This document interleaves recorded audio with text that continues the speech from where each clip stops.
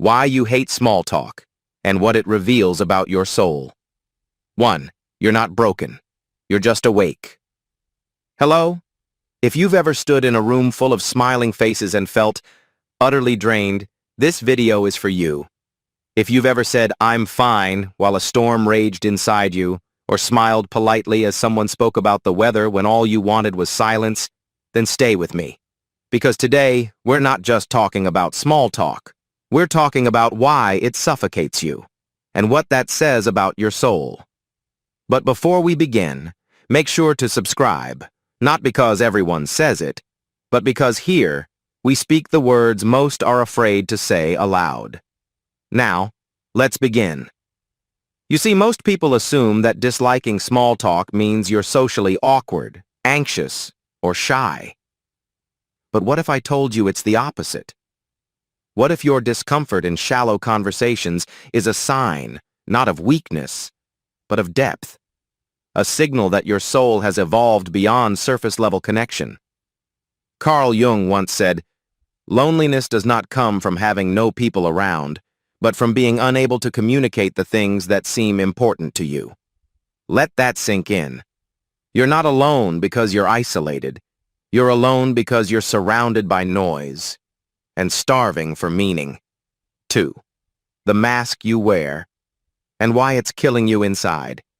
Let's talk about what really happens when you're forced into small talk. You smile, you nod, you say the right things. How are you? Good. Busy these days?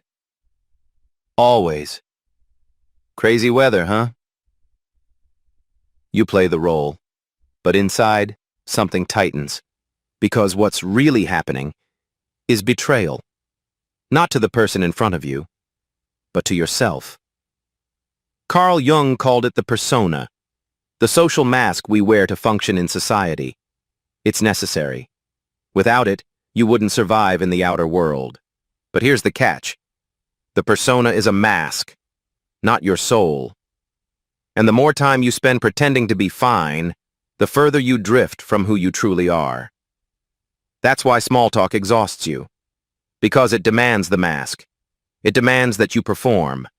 It forces you to bury the deeper questions burning in your chest. To ignore the part of you that wants to ask, "Are you happy? Do you ever feel like you're not supposed to be here?" What are you afraid to admit even to yourself? But society doesn't want you to ask that. Society wants you to smile, to comply, to keep things light. So you wear the mask and wonder why you feel dead inside. 3. The shadow. And what small talk wakes up inside you? You see, it's not just boredom. It's not just fatigue. The reason small talk drains you is because it activates your shadow. Carl Jung used the term shadow to describe the parts of yourself you've buried. The pain, the fear, the shame, the truths you've been told are too much. These don't vanish. They wait, in silence, in the dark corners of your psyche. And every time you're forced into another empty interaction, where you pretend, smile, suppress, your shadow stirs. It whispers, "This is not who we are. Stop lying. Stop hiding." And that's why you feel that strange tightness in your chest. That sudden irritation at a harmless question. That urge to run away when someone starts chatting about their vacation or favorite TV show. You're not reacting to the conversation. You're reacting to the suppression it demands. Because deep down, your soul knows something.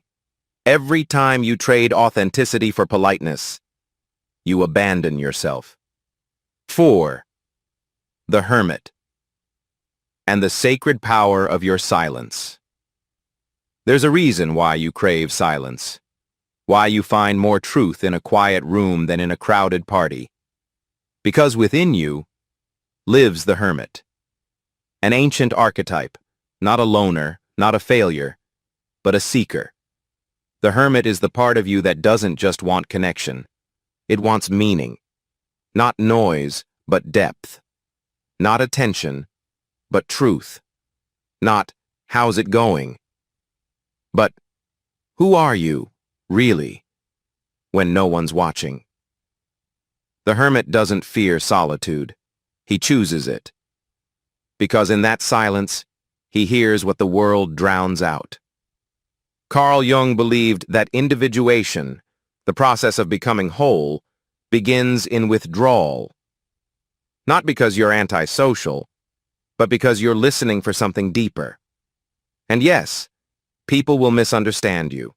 They'll say you're cold, aloof, too intense. But let them talk. Because while they're mastering the art of conversation, you're mastering the art of being. And that is far more rare. 5. The sacred no, and the soul you're trying to protect.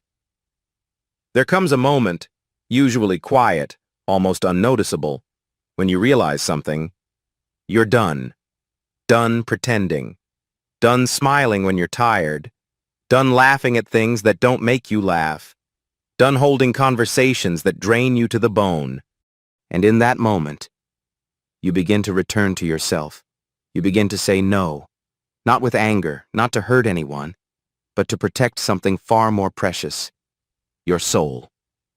You see, the world will always praise the agreeable, the polite, the sociable.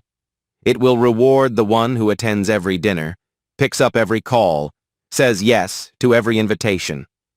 But what the world calls kind, your soul may call betrayal. Because every yes that silences your truth, every conversation that forces you to play a role, is a quiet self-abandonment. And you've had enough of that. So now when you feel the old pressure rising, to engage, to explain, to perform, you stop, you breathe, and you say, no, not today. I choose me.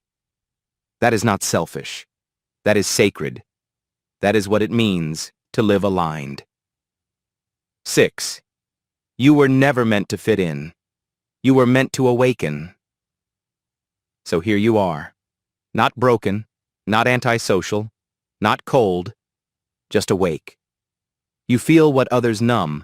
You sense what others ignore. And that's not a curse. It's a gift. You weren't born to master small talk. You were born to feel deeply, to listen beneath the noise, to see beyond the surface. You were born to sit in silence and hear your own soul speak. That's why the parties exhaust you. That's why the meaningless chatter makes your skin crawl. That's why you've always preferred the honest solitude of your own presence to the empty company of the crowd. Because your path is different. You are not here to entertain. You are here to remember who you truly are. And that journey, the real one, doesn't begin with applause. It begins in silence. So next time someone says, "Why are you so quiet?" smile and say nothing. Let them wonder. Because you're not here to explain yourself. You're here to be yourself. Fully, unapologetically, quietly, powerful. That is the rarest strength of all.